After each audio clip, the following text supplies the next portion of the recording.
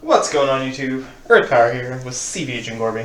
Hello. Hey, what's up, guys? And we have a deck tech for you. So, CBH, this is your little contraption. Tell them a little bit about where it all came from. Well, we were building decks and brewing some ideas, and I wasn't feeling very creative, but then decided to take some ideas from a few different things I wanted to build and create something that was probably worse than all of them. That's the motto. So, you might have seen decks that look similar to this, like Dark Nature and Kaijuda, but they never really existed in Duel Masters. There's a lot of strong cards that didn't really see a whole lot of play in this deck that I wanted to experiment with somewhat, and a lot of strong cards that did see a lot of play that I was hoping would carry the worst cards in the deck and maybe win some games. So basically, it's basically a control deck. 40 cards, pretty slimmed down with some pretty obvious tools to start getting aggressive with giant threats that are really hard to answer later in the game. But first you have like a package of blockers down here, the Skeetos and the Sarius, pretty standard. Then we have also 7 3-drops, 3 Bronze Arm. Ramp isn't super important. I mean, honestly, I didn't really want to play the card, I just couldn't think of anything else that was better. And you know, you can basically see I'm running 4 Spectral Horn because there's just actually a body that can trade. Bronze Arm really sucks at trading. If it were a 2000 power, I'd be much more excited, but you know, our curve stops at 6, so not a whole lot of reason to play the card. And you might have heard in the game, or you will hear in the game, that I kind of forgot it was in my deck for a second. Techno Totem, super powerful card. It seems a little absurd for a 4-drop. It's 4-drop 5,000. When it's tapped, each of your other dudes gets Power Attacker plus 4,000, and you can tap it instead of attacking to tap one of your opponent's guys. So basically, this is sort of like where the lockdown name came from. You just lock your opponent down, they can't really interact with a few of your cards, and you use your powerful Xariuses and Spectral Horns mostly, along with Magris. You tap your Techno Totem, and it'll probably attack over most things your opponent's going to be playing until that point. I mean, it's just, too, I noticed, like, when it's tapped, Bronze Arm trades with Hulkuses, which can be very relevant. Like, Techno Totem is kind of the whole centerpiece for the deck, I think. Yeah, Bronze Arm finally does something. That's great. So Magris is just, you know, nuts good. You should probably play it in every single deck that plays yellow that's not super aggressive. Locomotiver and 3 Cranium Clamps, 3 of each. There's the discard package of the deck, because we are trying to lock down our opponent, and if we let them get a million cards in hand, it's really hard to take care of everything they can play on the board, since we can really only kill 1 or 2 things on the board per turn. Unless we're playing Holy Awe that turn, and that's just the 2 of.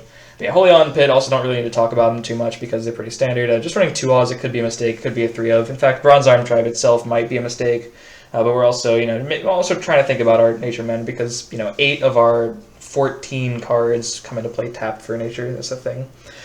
So then we have the interesting cards, 3 Petrova and 3 Cryptic Totems. So Petrova is just like one of the nuttiest effects that they ever released in Duel Masters. And I was thinking whether or not like I should build a dedicated type deck. You know, obviously we don't have any evolutions or any specific races we're going for. And I was thinking to myself, does it really even matter? Because the card is so nuts, we can just like choose whatever's on the board at the time of playing the card.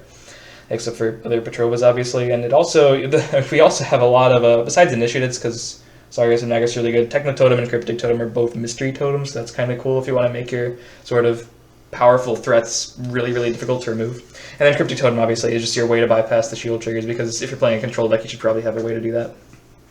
Yeah, you guys have seen the match so far against the Waterlight Tempo, where you got to see, I think at least game 1 you did neat Techno Totem stuff, and then game 3 you kind of went back and forth there for the first couple of turns. Game 2 I put the Techno Totem in mana, and that was the last one, apparently.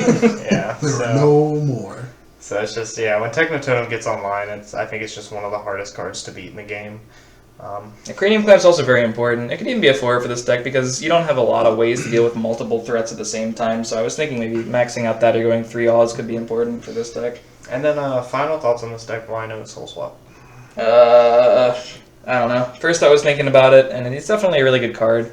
But space is kind of an issue. We don't have any cards that impact the board immediately. We can't like swap out a Bomb Bazaar or swap out some crazy battle cry effect. And everything's relatively cheap, so it's not like we're hurting for playing things from our hand. But even so, taking the -1, like, you know, when someone drops like a Blomedius or a Craze, like, you just soul swap it out for something derpy like an Emerald. Yeah, it's okay. You know, it can be kind of a saving grace that I think this deck, you know, outside of Terror Pit, you know, could use. Yeah, I mean, Terror Pit's nuts, obviously. I think the first priority would probably be maxing out Clamps. I think you'd rather just deal with them like that, because once they play Craze and your board dies, you probably lose the game anyway, unless you've already had Petrova on the board for a while. Cool. So yeah, neat deck. We'll probably play with it a little bit more. Just try to edge it out a little bit and see where it goes. Mm-hmm. Yeah.